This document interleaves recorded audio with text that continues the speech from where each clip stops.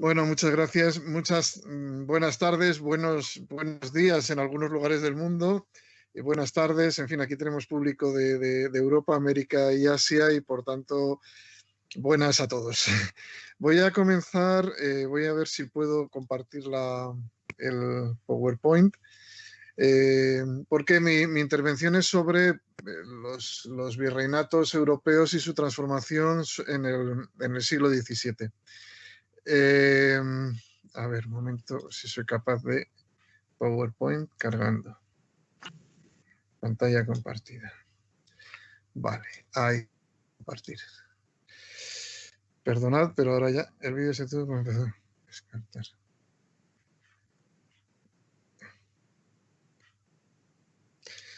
Muy bien. No sé si se está viendo la pantalla compartida. Sí. Sí, ¿se está viendo el PowerPoint? Sí, se está viendo perfectamente. Vale, pues entonces voy a empezar ya a pasar la presentación con diapositivas. Y si no se me oye y tal, me avisáis porque es que en el ordenador tengo ya toda la pantalla ocupada con el PowerPoint. ¿De acuerdo? La transformación de los virreinatos europeos durante el siglo XVII, que es la ponencia que yo os presento aquí, trata sobre algo que me parece que es específico de la crisis de la llamada crisis de la monarquía hispánica del siglo XVII, que es sobre todo, como ya es un lugar común, es una crisis provincial.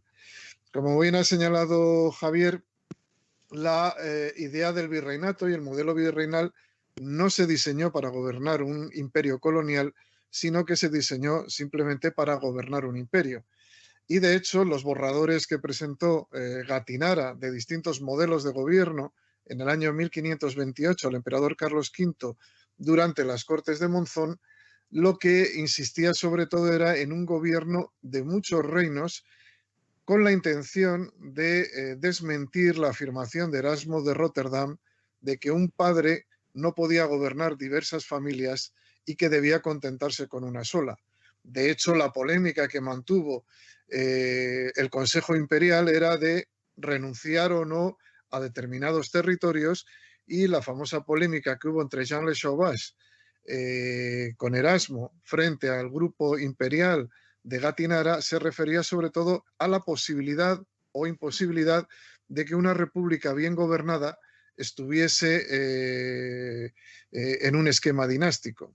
Por tanto, el Instituta Principis Christiani de Erasmo en lo que insistía sobre todo es que el soberano debía conformarse con gobernar un reino.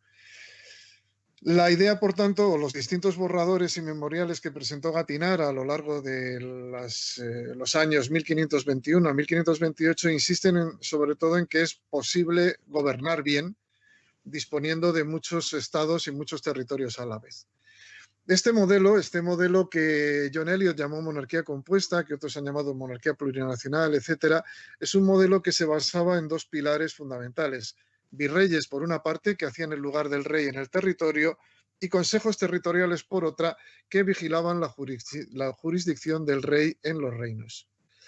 La monarquía compuesta pura es la monarquía que el propio Carlos V había articulado, que era una monarquía basada en un soberano que era soberano de cada parte, como era al mismo tiempo soberano del todo.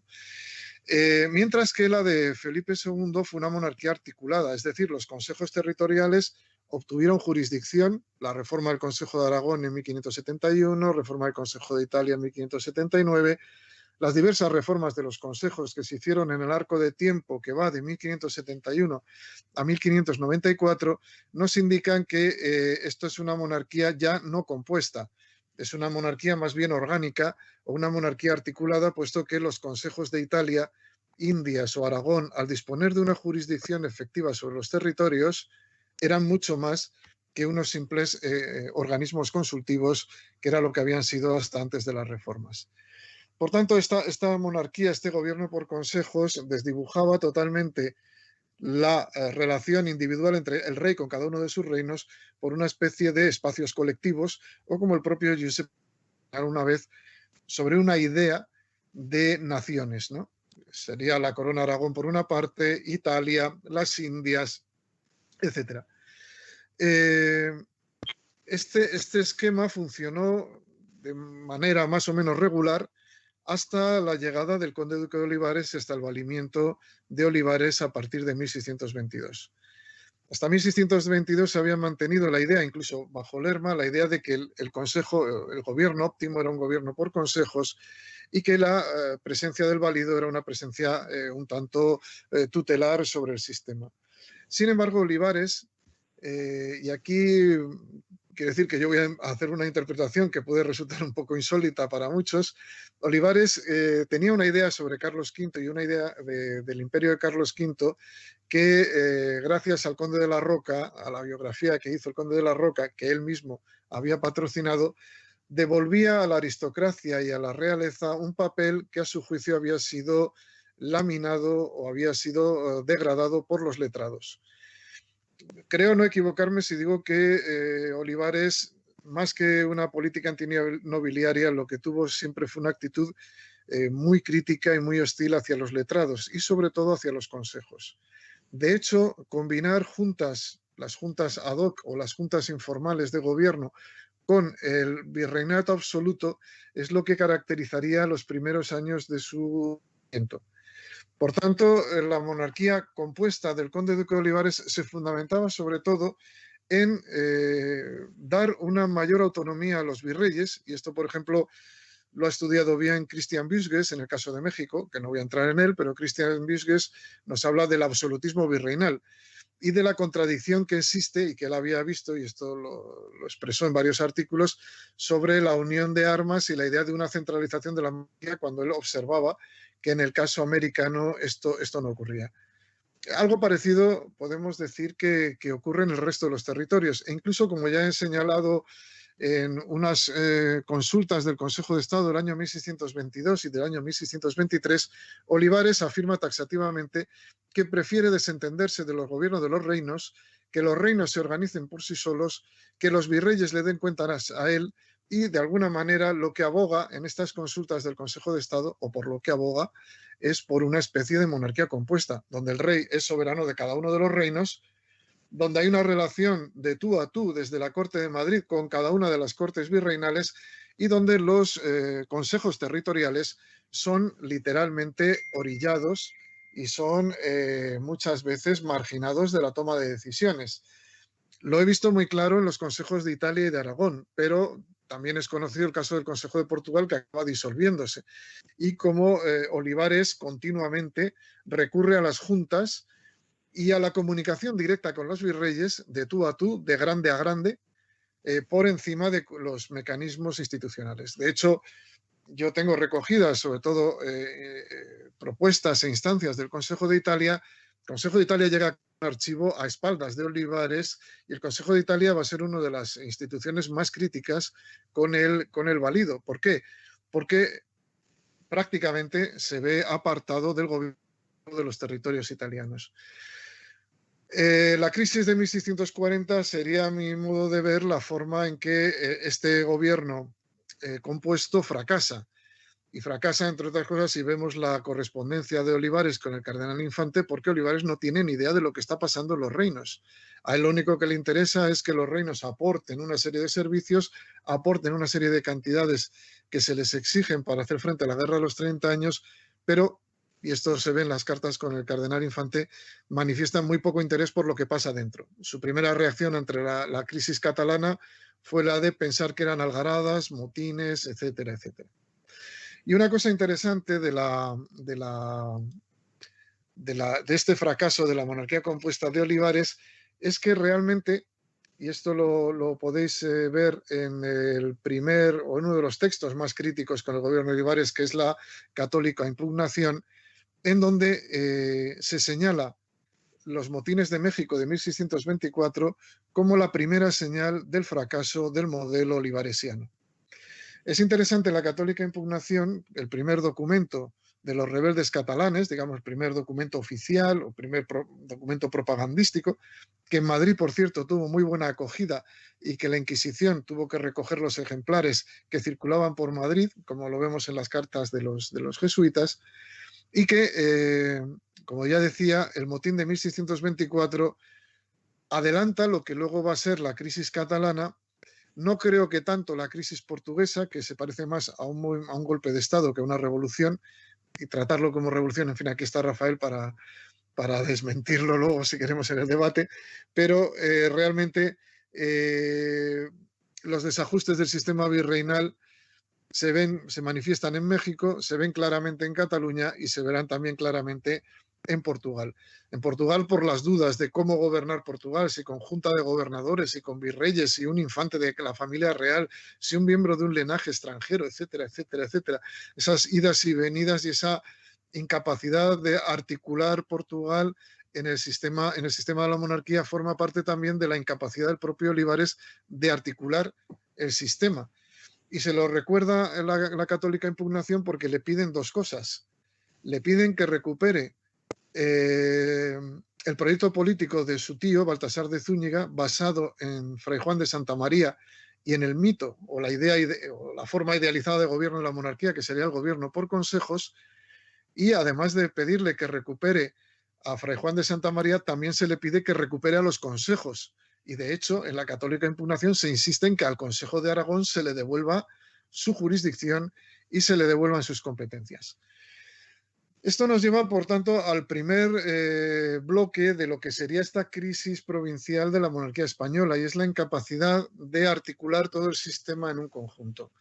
El segundo elemento ya es posterior a Olivares. El segundo elemento, o digamos cuando se acentúa esta crisis, es justamente con las revueltas italianas de Sicilia y Nápoles entre mayo y septiembre de 1647. Realmente se habla de una segunda oleada de revueltas, pero como vamos a ver, las revueltas siciliana y napolitana tienen que ver con la revuelta de México de 1624 y tienen mucho que ver con lo que decía antes de este esquema que había impuesto, impuesto sería utilizar una palabra muy dura y una palabra que no se corresponde. Olivares, a mí me da la sensación de que era una persona muy pragmática, que no le interesaba tanto el poder administrativo, no le interesaba la gestión del poder, sino que lo que le interesaba era la gran política y sobre todo la política internacional en relación con la Guerra de los 30 años. Y por tanto, lo que en los escritos de Gattinara se llamaba las cosas de poca importancia, que son las de más importancia, Gattinara le propone a Carlos V organizar un sistema de virreinatos es para que él se pueda dedicar a las cosas importantes. Me da la sensación de que Olivares sigue esa misma pauta. Quizá porque ayudó a su amigo el conde de la Roca a escribir la biografía de Carlos V, no lo sé, pero el caso es que él también considera que importantes son las cosas de la gran política y poco importantes la administración y gobierno de las provincias. De ahí que funcione este sistema que llama Christian Busquets de absolutismo virreinal. Por tanto, lo que nos vamos a encontrar en la revuelta siciliana y napolitana es algo muy parecido a lo que veremos en México. Y me voy a remitir sobre todo a un resumen que hizo John Julius Norwich sobre la revuelta siciliana. Dice, lo sorprendente es que estas revueltas no son antiespañolas. Lo sorprendente es que son contra la administración o con la forma de administrar el reino. Y es ahí donde están en comunicación. El modelo de virreinato absoluto es evidente que en México fracasa en 1624 y es evidente que es lo que está en el fondo de las revueltas italianas en 1647. Lo que es que la ausencia del rey deteriora las relaciones internas del reino. La ausencia del rey y la utilización abusiva de virreyes que hacen el papel del rey de manera absoluta, sin intervención de la Corte de Madrid, como había sido en tiempos de Felipe II, es lo que va a deteriorar las relaciones internas en el reino de Sicilia y más adelante en el reino de Nápoles. Esto lo señala muy bien Daniele Palermo en su estudio sobre la Revolución Siciliana de 1647, cuando señala que más que crisis de la monarquía, de lo que se trata son de crisis particulares de los reinos.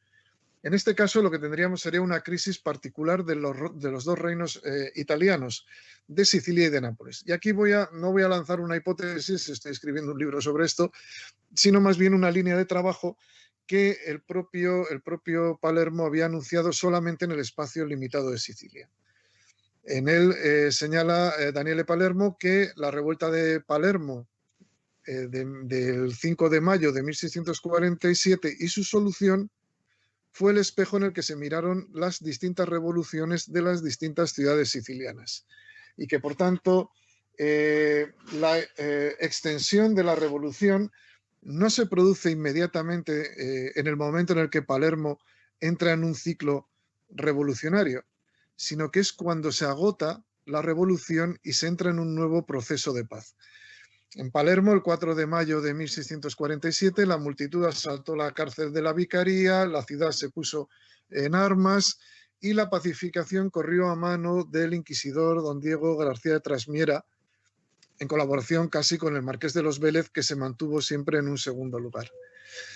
La solución del conflicto no fue solamente acabar con las 5 gabelas que se habían impuesto sobre los alimentos, sino también devolverle a la ciudad, al popolo, digamos a un sector privilegiado que era el popolo, devolverle las libertades que había ido perdiendo durante el siglo XVII.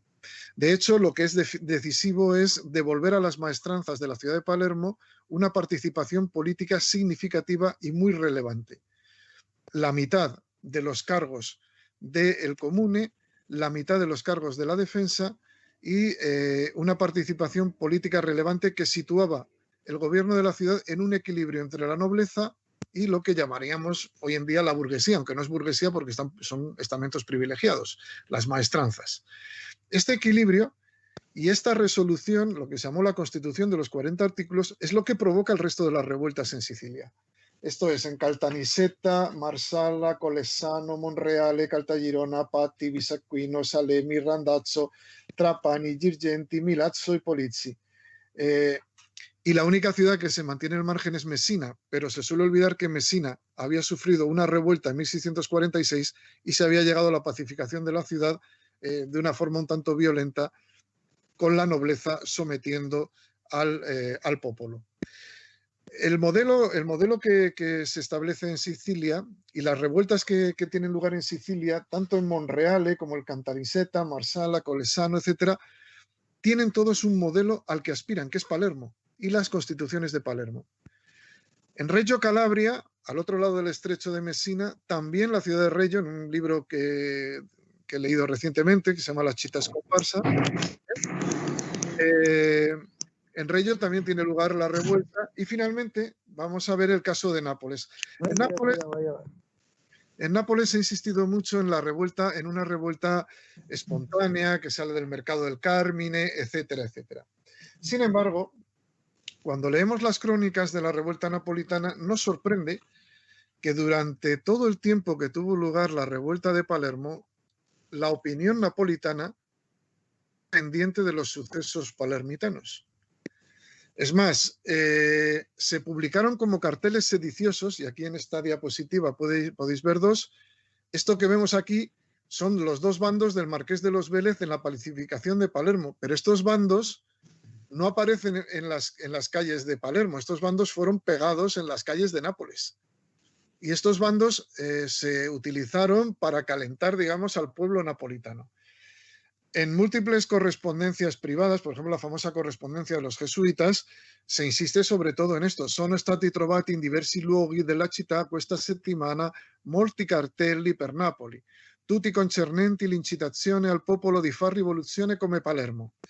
Michelangelo Schipa, en su famosa monografía, la biografía clásica de Masaniello, dice: e affluivano a Napoli profughi siciliani a propagare il moto dell'isola, proprio quando il viceré, per inviare altra forza sul teatro della guerra, sguarniva Napoli della soldatesca que vi stranciava. Esta idea de que hay exiliados napolitanos no es cierta. Lo que hay es una comunicación entre... Michelangelo Schipa, en su monografía sobre Maquiavelo, insiste en todo esto. Es interesante que Rosario Villari, en su libro sobre la revuelta antiespañola de Nápoles, la edición de 1961, no habla nada de esto. Sin embargo, en el libro que escribió casi póstumamente, porque se publicó unos meses antes de su fallecimiento, dedica una parte muy importante a la influencia de Palermo en la revuelta siciliana. La revuelta de Palermo y el modelo palermitano, y es a lo que voy en esta conferencia a mostrar, Es el modelo en el cual se pacifica la monarquía y se da el paso de una monarquía universal a una monarquía de España. Y se da el salto de un modelo político en el cual se había descentralizado al máximo y se había entregado toda la autoridad o todo, digamos, el poder social y político a la nobleza, lo cual se había facilitado sobre todo con la venta de los feudos y con la venta de rentas de la corona. Las constituciones de Palermo van a parar este proceso y desviar en otra dirección que además, a mi juicio, tiene como protagonista a don Íñigo Vélez de Guevara, conde de Oñate, que en este momento era embajador en Roma. El conde de Oñate se le considera, y ahí tenéis la tesis de Minguito, se le considera el pacifista de Nápoles y el índice de un nuevo sistema de gobierno. Este sistema de gobierno que él, en el libro de Parrino, figura el emblema que él hizo como estandarte de su propio mandato como virrey, es el de la convivencia entre lobos y ovejas. Y por tanto, esto lo señala Lanchina en un escrito sobre Oñate, la idea de equilibrio, el equilibrio de poder. Realmente, este equilibrio de poder, donde se había estrenado es en las constituciones de Palermo, y donde el modelo palermitano, que se ha convertido en el modelo que persiguen y que se sigue en Siracusa, en Reggio Calabria y en la propia Nápoles, ese modelo de equilibrio es lo que más adelante se llamaría despectivamente en el sur de Italia el populismo o el popularismo español, que era el de contentar a todos los cuerpos de la sociedad del Mezzogiorno y no solamente a la nobleza, como se había hecho antes de las revoluciones. De hecho, Paolo Matteodoria y otros ideólogos antiespañoles del siglo XVIII señalaban la vulgaridad del nuevo o de la nueva forma de gobernar los españoles después de las revueltas. Esta vulgaridad, esta popularidad, esta manera de escuchar al pueblo. De hecho, lo que Oñate se da cuenta es que para mantener la paz en los reinos del Mezzogiorno es necesario revitalizar el pacto con los reinos y establecer un nuevo pacto. Este nuevo pacto tendrá un personaje que será don Juan José de Austria, que va a ser realmente el artífice formal o el artífice, digamos, simbólico de esta nueva relación que va a mantener la corona con en los virreinatos europeos.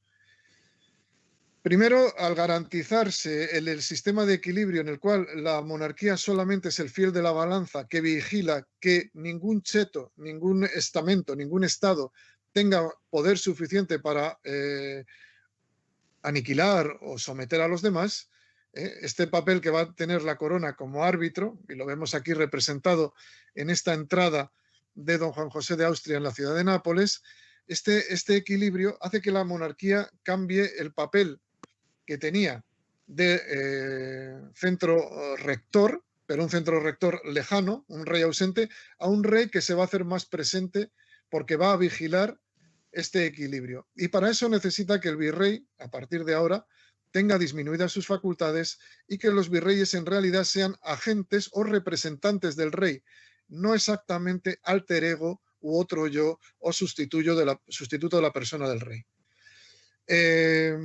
En el pacto lo que se garantiza es que la corona siempre intervendrá cuando se produzcan desequilibrios, que es lo que de alguna manera hemos visto en los bandos del Marqués de los Vélez. Los bandos del Marqués de los Vélez no solo se habla, en estos bandos tan breves, no solo se habla de indultos o no solo se habla de quitar los impuestos, sino que también de lo que se habla es de restablecer el equilibrio político. Y se dice due giurati popolari perpetuamente da oggi innanzi per servitio del popolo. Y esta idea, esta parte política es la que es realmente importante en la forma de entender el nuevo sistema.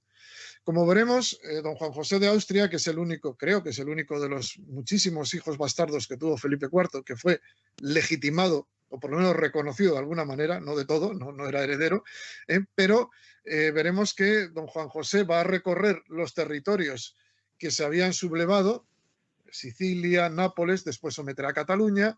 Los Países Bajos va a garantizar, en los momentos que hay descontentos y hay una comunicación de Francia con los Países Bajos para provocar la secesión, Y finalmente, don Juan José va a ser empleado también en la campaña de Portugal. Hay algunos documentos que don Juan José pretende llevar el modelo del Mezzogiorno a Portugal, pero evidentemente Portugal no es una rebelión popular. En Portugal los problemas son otros y es evidente que don Juan José estaba bastante inalvis en relación con ese modelo. ¿En qué consiste este nuevo pacto entre la monarquía y los reinos? Pues como vemos en los casos de Sicilia y Nápoles, más adelante en Cataluña, en los Países Bajos y en los borradores de una solución para Portugal, se trataba de hacer este papel arbitral de la monarquía y evitar que la nobleza y que las oligarquías siguieran ejerciendo un control, un poder fuera de control. ¿Dónde lo vamos a ver? Evidentemente en el Consejo de Italia, que es lo que más he trabajado, se ve de una forma muy clara. Muchas atribuciones de los virreyes pasan al Consejo de Italia. Después de 1650 se observa el fortalecimiento del Consejo de Italia, la ampliación de su jurisdicción, que se ve, por ejemplo, en la venta de oficios. En el caso de Nápoles, la sommaria pierde esta facultad en favor del Consejo de Italia. Lo vemos también en los privilegios y mercedes que concede la corona en Sicilia y en Nápoles, que se hacen preferentemente a través del Consejo de Italia, y los tribunales de Sicilia y de Nápoles dejan de ser competentes en esta materia. Creo recordar que algo parecido ocurre en las Indias, es decir, que no tenemos algo parecido, o sea, que este fenómeno es muy parecido en todos los consejos territoriales de la monarquía, y de hecho las leyes de Indias lo que hacen es devolver finalmente al Consejo de Indias toda la autoridad sobre las Indias, arrebatándole mucha de su autoridad a los virreyes. En el caso de la Corona de Aragón me parece bastante claro, sobre todo en las insaculaciones, cuando se señala que fue imperdonable contra las libertades aragonesas y valencianas que el rey interviniese en las insaculaciones. Lo que observamos no es que intervenga el rey, es que interviene el Consejo de Aragón, y el Consejo de Aragón aumenta su jurisdicción. En el tema de venta de oficios, y este es un tema que lo tengo todavía muy verde, pero tengo varios legajos digitalizados sobre venta de oficios, sobre venta de mercedes y sobre todo la intervención en la elección de los cargos municipales de Barcelona y de otras ciudades. Esta devolución de autoridad al Consejo nos lleva a una monarquía que empieza a perfilar una relación entre centro y periferia, y donde los virreyes ya no son esos soberanos casi absolutos existieron hasta la época de Olivares, sino que se van a convertir finalmente en unos gobernadores de mayor porte, en, digamos, unas correas de transmisión cada vez más fuertes, y eso lo veremos ya en el siglo XVIII, de la autoridad de la corona en Madrid, y de unas cortes que a partir de la década de 1650 son cada vez más subsidiarias y están cada vez más subordinadas a la Corte de Madrid. No sé si me he pasado de tiempo, pero ya con esto termino. Muchas gracias.